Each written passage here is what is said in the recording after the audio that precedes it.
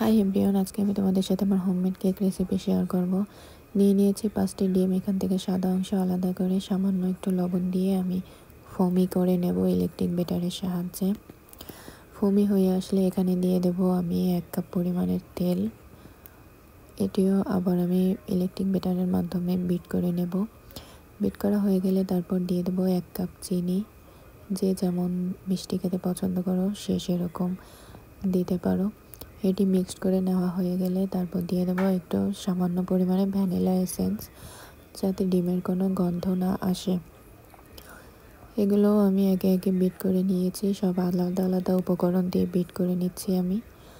Bit করা হয়ে গেলে দিয়ে দেবো ডিমের কুসুম।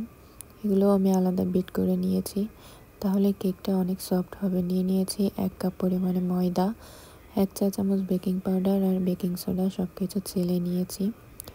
এগুলো একসাথে বিট করে নিয়ে এর ভিতর দিয়ে দেব গরুর লিকুইড দুধ, জাল করে ঠান্ডা করে নিয়েছি আমি।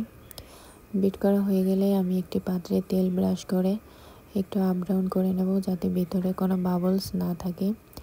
গ্যাসের চুলায় বসিয়ে দিয়েছি 45 মিনিট। 45 মিনিট পর দেখো কেমন হয়েছে। এই তো আমার কেক কতটা সফট হয়েছে। এখন আমি এগুলো 3 খণ্ডে বিভক্ত করব।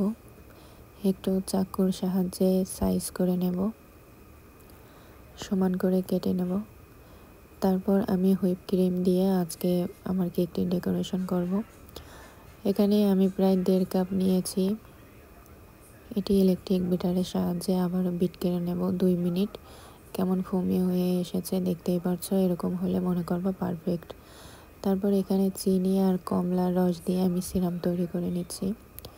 কেকটি সফট করার জন্য আমি পাটে পাটে সিরাপ দেব আর ফোমটা দিয়ে দেব।